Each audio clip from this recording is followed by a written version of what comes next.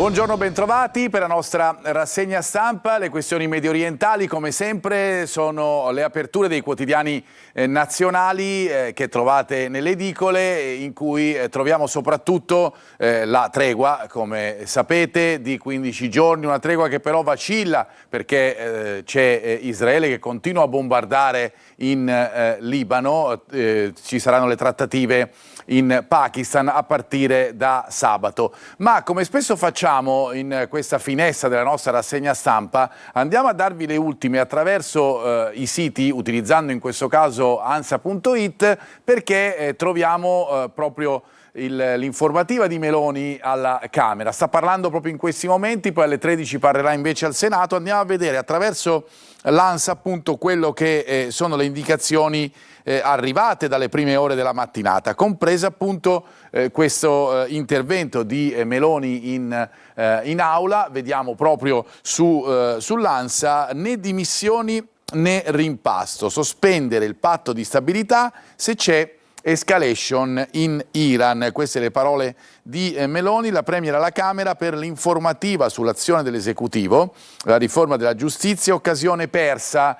Questi sono i riferimenti legati al referendum. Subalterna Trump, dice, queste sono le accuse che le arrivano ovviamente dal centro-sinistra. La posizione dell'Italia è la stessa da 80 anni, dice Meloni. Richiamo alle opposizioni: non è sempre tutta colpa mia, vi sfido sulla politica vera. Queste sono le parole, o almeno appunto il riassunto delle parole di Meloni. C'è poi, ci sono tutta una serie di lanci di agenzie appunto legati anche a quello che ha detto Meloni, e poi c'è il richiamo anche alle borse, che con l'Europa debole in avvio, con Francoforte che cede lo 0,41%. Perché c'è questa apertura così in ribasso delle borse nazionali, anche Milano è nella stessa situazione di Francoforte, e internazionali? Perché la tregua vacilla, lo leggiamo in questo articolo che troviamo sempre su ANSA.it. La tregua vacilla, Hormuz è chiuso, lo stretto che ormai abbiamo imparato a conoscere, dove transitano le varie petroliere, nonostante appunto la tregua, resta chiuso perché l'Iran ovviamente è totalmente contraria alle bombe sganciate da Israele sul Libano, e dunque è necessario a questo punto, secondo Teheran, bloccare nuovamente lo stretto di Hormuz. Dunque il petrolio, come leggiamo, torna a salire, le borse sono deboli, lo spread tra BTP e Bund a 78,8 punti, con l'oro che torna negativo. Queste sono le notizie che arrivano dalle borse e dall'economia, e come detto appunto che ci portano a quello che è stato l'avvio della mattinata, dunque sia sotto il punto di vista italiano che sotto quello mondiale. Andiamo adesso invece sui vari quotidiani, perché appunto tramite i quotidiani rileggiamo invece quello che è successo nella giornata di ieri, e che ha fatto un po' da preludio ovviamente a quello che sta succedendo nelle prime ore della mattinata. Partiamo dal Corriere della Sera, perché vi ho detto questa tregua, lo vedremo, ci sono tanti titoli in tal senso. È una tregua appesa a un filo. Il raid a Beirut con la tregua che vacilla, l'attacco di Israele, centinaia di morti, se ne sono contati almeno fino a ieri più di 250. Spari anche sui caschi blu italiani con la missione UNIFIL, l'ira di Meloni: ora basta, si fermino. L'Iran, riblocchiamo Hormuz, è quello che sta succedendo, così non si negozia. Ricordiamo che i negoziati partiranno, o dovrebbero partire, sabato dal Pakistan. Trump parla di scaramucce, si riferisce a ciò che sta succedendo in Libano, e queste sono le immagini di ieri, e stiamo parlando certamente non di tregua. Il Libano però sostiene, almeno Israele, non era nell'intesa. Questo leggiamo sul Corriere della Sera. Ovviamente dietro tutta questa situazione si nascondono poi le convenienze politiche, ma anche le situazioni economiche, come abbiamo letto, con il costo del petrolio che ieri ha avuto un calo vertiginoso, soprattutto dopo l'annuncio, insomma, avvenuto nella mattinata di ieri, della tregua di 15 giorni. Tutto ciò non si riflette però sul calo dei carburanti, e tutto nasce chiaramente anche da quello che succede nel famigerato ormai stretto di Hormuz. Andiamo ancora sul Corriere della Sera per vedere proprio questo braccio di ferro su Hormuz. 1000 navi restano bloccate. E anche se l'Iran autorizzasse il transito per lo stretto, rimane il nodo dei premi da pagare per le polizze assicurative. A questi rincari si aggiunge il pedaggio, che però, lo ricordano anche in questo caso, è illegale. E si fa anche il quadro, chiaramente non entriamo nel merito perché non siamo degli economisti, ma chiaramente vedete, insomma, è abbastanza evidente come tutto cresca di conseguenza con le varie quotazioni e con i mercati e l'energia che portano ad una crescita costante.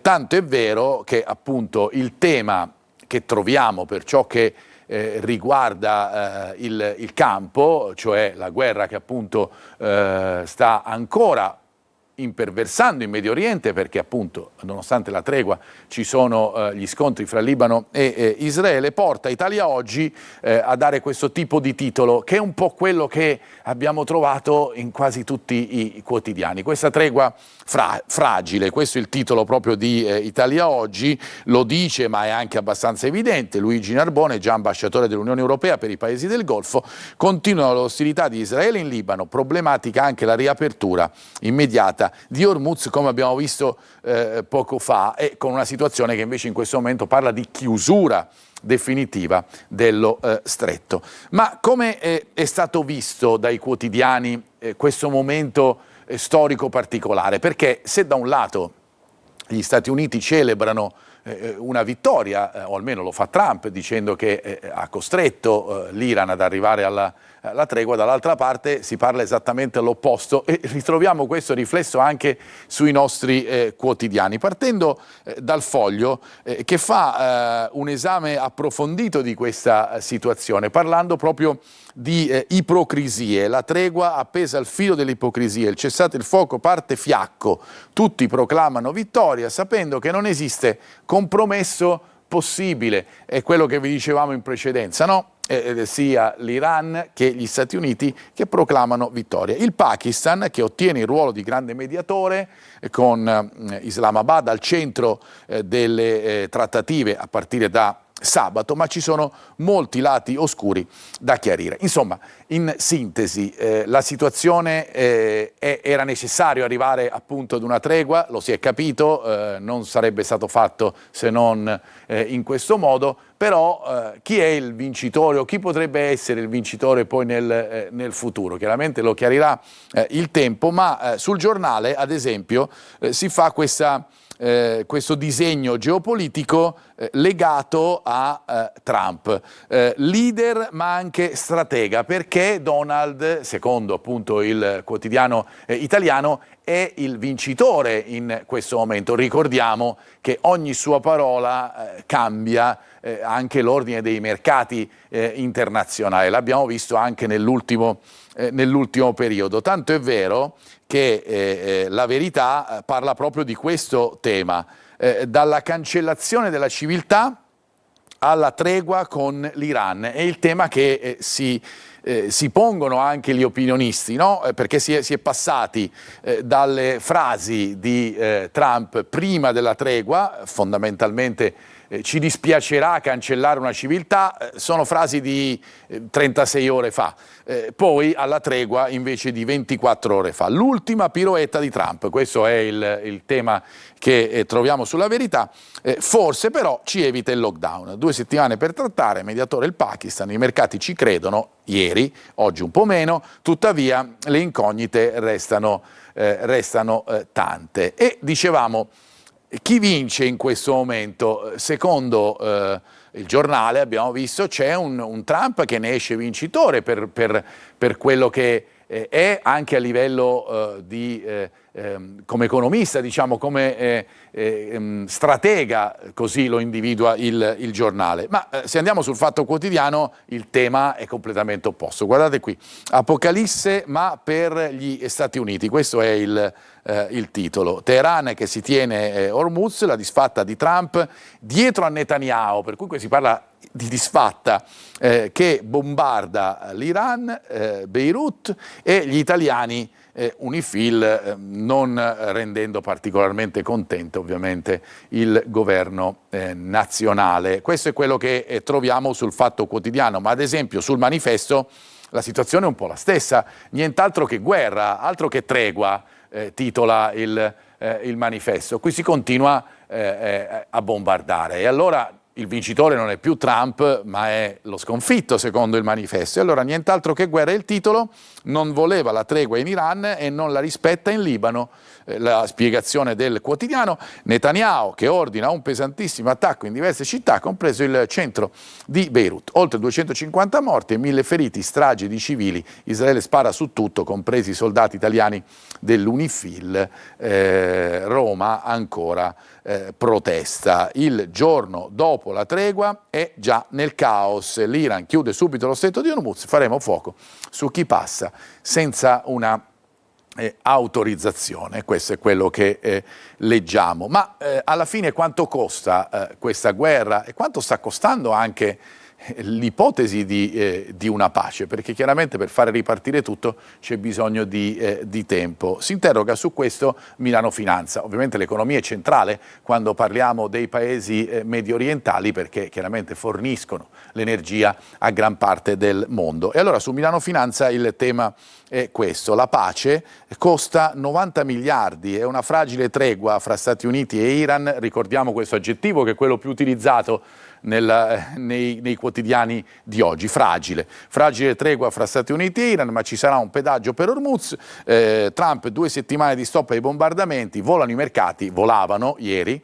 Piazza Affari fa più 4%, JP Morgan stima il prezzo annuo del transito di navi dallo stretto già richiuso da Teheran. Per cui insomma questo tema sulla fragilità di questa pace, di questa tregua, perché ancora non è una pace, è il tema del giorno, rinforzato ancora di più da quello che è successo nella notte italiana. Andiamo poi sul Messaggero, perché vi voglio far vedere una notizia che non c'entra, ma che alla fine ritorna un po' a quello che sta succedendo nel mondo. Ieri Mattarella ha incontrato gli olimpionici, i grandi azzurri che nelle Olimpiadi invernali e anche nelle Paralimpiadi hanno portato risultati importantissimi. E che cosa ha detto loro? I medagliati, per la verità c'erano anche gli atleti che sono arrivati al 4° posto. Mattarella, gli olimpionici, sport contro le prepotenze. In effetti è molto meglio una sfida a calcio, a pallacanestro o sulle pedane della scherma, piuttosto che arrivare fino alla guerra. Questo ha voluto dire anche il Presidente della Repubblica. Ci fermiamo, ci ritroviamo fra pochissimo perché andiamo invece sulle prime pagine dei quotidiani locali partendo dal nostro sito siciliaweb.it. A fra poco.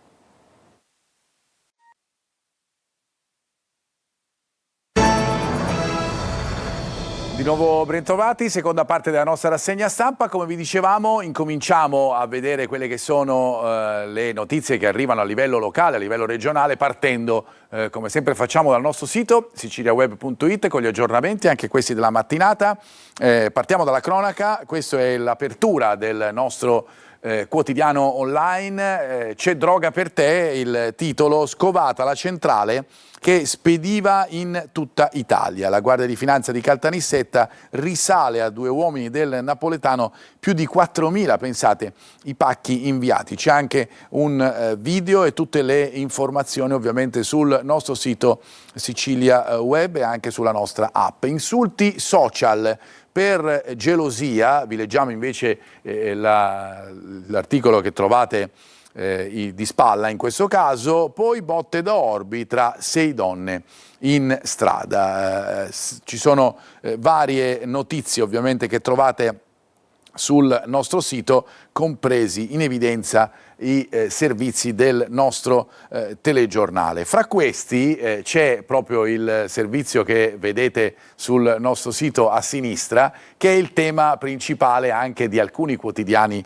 locali, quello relativo al costo della benzina, perché è vero la tregua, è vero ieri il crollo del prezzo del petrolio, andiamo proprio sui giornali, ma è altrettanto vero che non abbiamo visto riflessi sul prezzo della benzina. Guardate cosa scrivono i quotidiani sotto questo punto di vista. Ci andiamo subito, vi faccio vedere direttamente l'apertura di Repubblica Palermo, perché si parla di un allarme prezzi, perché non sono solo i carburanti a non essere influenzati dal crollo, ad esempio, del petrolio di ieri. Un po' andremo a capire anche i motivi, ma chiaramente l'aumento dei prezzi della benzina fa sì che aumenti un po' tutto, anche il costo degli alimentari, perché chiaramente tanti di questi alimentari, se non tutti, arrivano dopo un trasporto, e se costano di più i trasporti,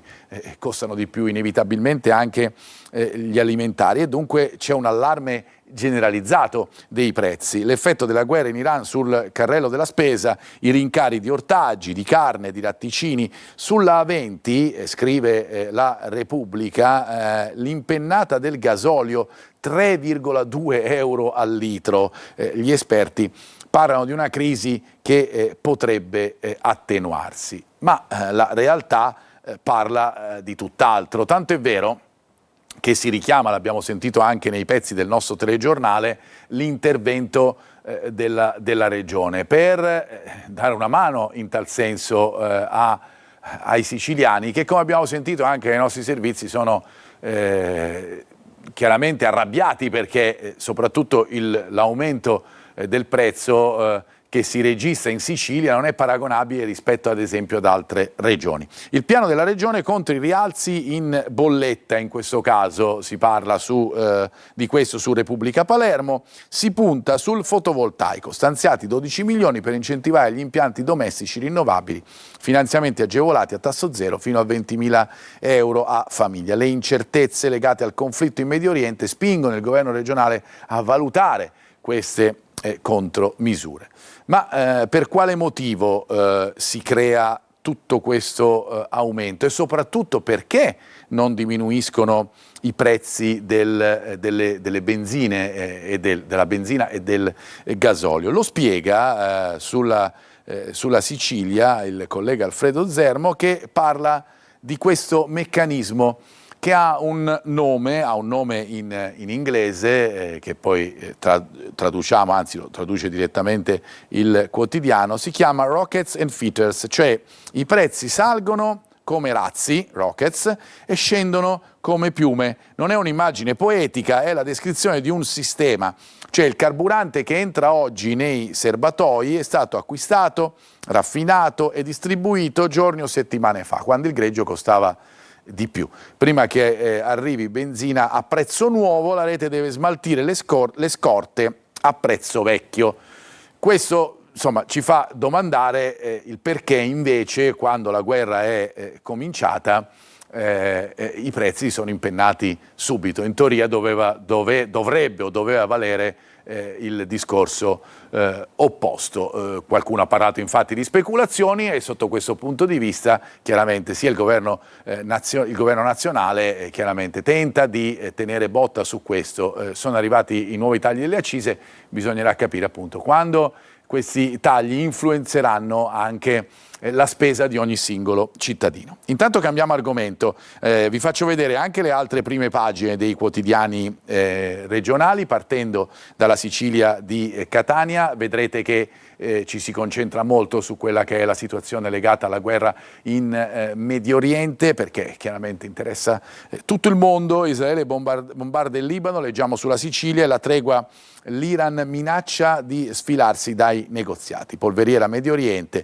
evitata per ora l'apocalisse a Teheran, devastanti raid però su Beirut con oltre 200 morti. La stangata della benzina, come abbiamo letto, la de-escalation lenta, ecco che cosa c'è dietro, e poi il DL Bollette che è legge, ma soprattutto l'intervento di Meloni alla Camera, ne abbiamo parlato poco fa all'interno della nostra rassegna stampa nazionale, con le ultime parole di questa mattina di Meloni alla Camera. Alle 13 invece parlerà in Senato. Gazzetta del Sud, anche in questo caso il titolo principale è legato al Medio Oriente, con Israele che mette a rischio la tregua, Netanyahu in questo caso. Dopo l'intesa in extremis fra Stati Uniti e Iran, Beirut devastata da raid israeliani, centinaia di morti e feriti. C'è un tema anche legato alla base di Sigonella, la base vicino a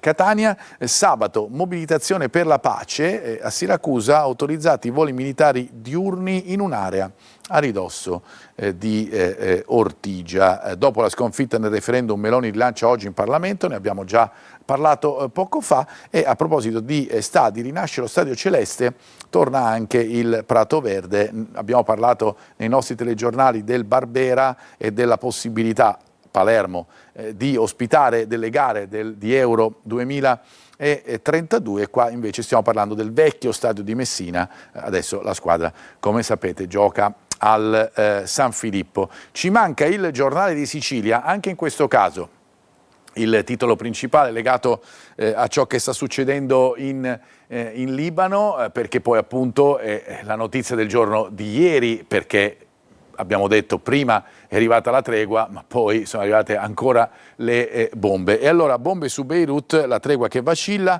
l'Iran a Israele, fermatevi o salta l'accordo, colpi sui blindati italiani con Trump che minimizza appunto scaramucce che fino ad ora hanno portato a 250 morti. E poi le liste d'attesa, questo è un tema invece totalmente regionale, che ritorna di tanto in tanto legato alla nostra sanità. Le liste d'attesa che tornano ad allungarsi, con Faraoni che parla di un intervento vicino, i dati nel portale regionale.